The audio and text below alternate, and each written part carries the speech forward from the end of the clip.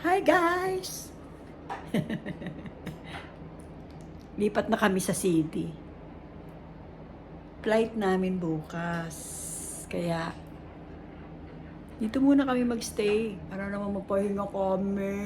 Tapos na ang malabundok-bundok na pasyal. Lapsi, tingin ka. Diba?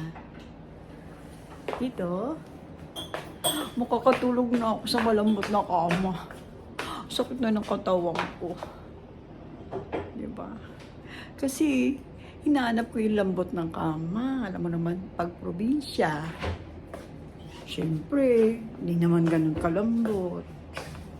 Tapos, pero masarap dun kasi fresh. Fresh, as in fresh. Ayan, tinur ko kayo sa aming room. Ayan, gumagawa ng chocolate si Habi. Hot chocolate. Oh, paano? Maya, bukas, mag-update tayo. Bye!